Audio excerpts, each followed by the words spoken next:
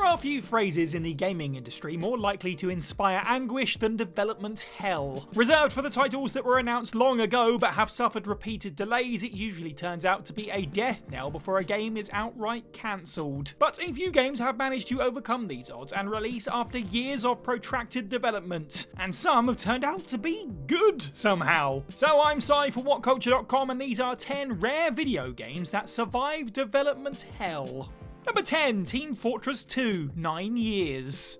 After Team Fortress became a global phenomenon, Valve hired the creators of the Quake mod to work on a sequel. Since Team Fortress 2 was announced at E3 1 month later in 1998, it looked like it would be out in no time. When Valve decided the military shooter would work better if it adopted the new Source game engine, fans expected TF2 would be delayed. But that's when something very strange happened, or didn't happen, depending on how you look at it. For the next 6 years, updates on Team Fortress 2 were non-existent. No photos, no trailers, nothing. Every time this coveted FPS didn't make an appearance at E3, it fueled rumours that the project had been shelved indefinitely. But in 2006, Team Fortress 2 was re-revealed at E3's Summer Showcase. Due to its cartoony aesthetic, viewers could barely recognise the footage was cut from the same cloth as its predecessor. Interestingly, the game's new look is what delayed development in the first place. Desperate to give the long-awaited sequel a distinct appearance, the developers built 3 to 4 different games, each with unique designs. Only after the team agreed on the cartoony presentation was Team Fortress 2 reintroduced to the public. Number 9, The Last Guardian, 9 years. After the success of Shadow of the Colossus, director Fumi Ueda was inspired to create a follow-up centered around the protagonist's bond with a fantastical creature. This concept led to The Last Guardian, an action-adventure title starring a child traveling the land with his adorable but gigantic animal friend Trico. Within 2 years, Team Ico had completed enough content to unveil a demo at E3 2009. Although the presentation left a massive impression, it created a problem. Despite game trailers often showing footage that's superior than the finished product, Sony Computer president Shuhei Yoshida wanted The Last Guardian to look just as good as the demo. Because Team Ico was a tiny studio, it was unfeasible to maintain Ueda's vision on PS3 hardware, encouraging Sony to shift the project to the PlayStation 4. As more devs were brought in to assist, Ueda felt his team were being pushed out, compelling him to walk away to create his own studio, Gen Design. Because Ueda was still contracted with Sony, Gen Design worked alongside them to complete The Last Guardian. It may not have sold well, but every Ico fan found The Last Guardian to be an utter delight from start to finish. Number 8, Dead Island 2, 9 years. Although delays aren't necessarily a bad sign, it didn't fill gamers with confidence to see Dead Island 2 being tossed around like a hot potato. When Techland abandoned the zombie title's production to work on Dying Light, Deep Silver had them replaced with Jaeger. Gameplay footage of the Undead Splatterfest was revealed at Gamescom in 2014, giving the impression that Dead Island 2 had a smooth road ahead of it. However, the two companies' ideas kept conflicting, resulting in Jaeger's departure in 2015, which was the same month they filed for insolvency. Hot off the success of Hitman, Sumo Digital were hired to take over. By 2019, the publisher realised things weren't working out and let Sumo Digital go. By this point, Deep Silver went, screw it, we'll handle it ourselves, and handled Dead Island 2 to their own internal team, Dambuster Studios. Ironically, Dambuster succeeded where everyone else failed, delivering a bonkers zombie title filled with sensational level design, compelling characters, top-notch voice acting, diverse weapon variety, and a slew of created methods to kill the infected. Dead Island 2 isn't perfect, but turned out far better than expected. Number 7, Doom 2016, 9 years. When id Software co-founder John Carmack announced Doom 4 was in the works at 2007's QuakeCon, excitement was through the roof. Since the creators were also developing Rage, fans expected the latest Doom installment wouldn't be out anytime soon. But the wait wasn't just long, it was hellish. 5 years in, the team turned this sequel into a reboot, rendering most of their early efforts pointless. The creative director, Kevin Cloud, switched things up by making the game more cinematic and akin to Call of Duty. The company's director, Tim Willits, believed this version lacked the spirit, it did not have the soul, it didn't have a personality, end quote. Coupled with Carmack's departure from id Software around the same time, it looked like the Kako Demon blasting IP was suitably doomed. Rather than giving up though, Willits' team got back to work, and by 2014 the project was finally coming together. Doom went old school, focusing on minimal plot, non-linear exploration, an avalanche of guns, pee your pants monsters, and relentless combat. Number 6, Final Fantasy XV, 10 years. With Final Fantasy's sprawling story, enormous ensemble, complex mechanics, and vast world to explore, gamers expect the production of each installment to be long. But 10 years? Final Fantasy XV spent so much time in limbo it felt like it was never coming out. Like most games caught in development hell, this sequel started off completely different. In fact, it wasn't actually a mainline entry to begin with. Back in 2006, it was a spin-off of Final Fantasy XIII called Versus 13. Within a year, there were internal discussions about revising the product into a core title. Sadly, this decision wasn't finalised until 2012, meaning the team spent 6 years on vaporware. To save time, the director Hajime Tabata could have repurposed Versus 13's material for Final Fantasy XV. But with the PlayStation 4 and Xbox One set for release in 2013, the whole project had to start from scratch to ensure FF15 was ready for those systems. When things started taking shape, Tabata suffered another setback. As the game's scope increased, Tabata decided to split elements of the story into separate projects, including DLC,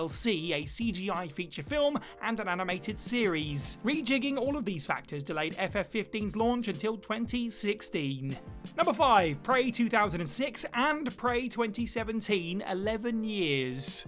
Prey has a unique distinction since the 2006 and 2017 version both took 11 years to complete each. Starting way back in 1995, 3D Realms intended Prey to showcase movable portal technology, a mechanic that creates and moves portals in real time. Due to changes in leadership and immense technical issues, development was put on hold. When 3D Realms circled back in 2001, they hired Human Head Studio to create a different version of Prey, which maintained the original design and concept. Prey launched 5 years later, selling 1 million copies in 2 months. With the extraterrestrial shooter raking in cash, the publisher greenlit a sequel weeks later. But due to rights issues with Bethesda, the developers couldn't start making Prey 2 until 2011. Unsatisfied with Human Head Studios' progress, Bethesda scrapped the project in 2013 before hiring Arcane Studios to develop a reboot also called Prey. Despite sharing the same title, this follow-up has few ties with the original, working more like a cosmic Groundhog Day rather than a straightforward survival horror. Even though both versions of Prey were well received, it's wild how it took 22 years for these two games to come to fruition. Number 4, Diablo 3, 11 years.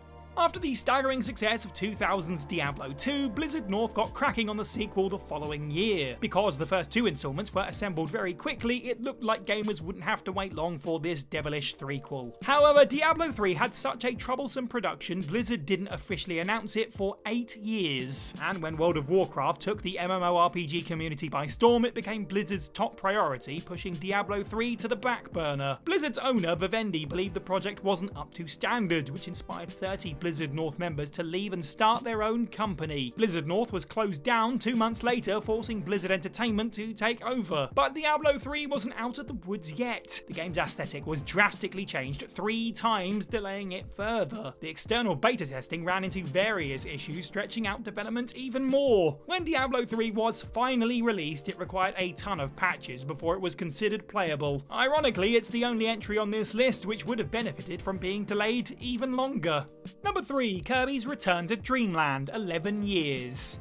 Kirby can be summarised in one word: simple. Due to the straightforward controls, gameplay, graphics, mechanics, and level design, this adorable platformer is astoundingly easy to pick up on. Since Kirby games have been turned out pretty frequently for the last 3 decades, one would imagine the production on each title would be easy. And yet, Kirby's Return to Dreamland's development lasted 11 years since it was completely rehauled on 3 separate occasions. Although interestingly, 2 of these canned versions led to the creation of other Kirby games. Although the original incarnation was previewed at E3 2005, it was cancelled since HAL Laboratory had difficulty programming the multiplayer. This version was eventually reworked into 2018's Kirby's Star Allies. For the second attempt, the creators tried to make an open world title. This version didn't pan out, but the concept was repurposed for the more recent Kirby and the Forgotten Land. The third version, which was meant to have Kirby return to his side-scrolling roots, was terminated early into development. After suffering 3 strikes, a lesser company would have given up. Instead, HAL Laboratory acknowledged the previous attempts didn't work because they were forcing multiplayer support into a game that didn't need it. When the team focused on a single-player title, Return to Dreamland came together without issue. It all worked out in the end though, since Return to Dreamland is amongst the best of the Kirby entries and even managed to inspire a remaster in 2023.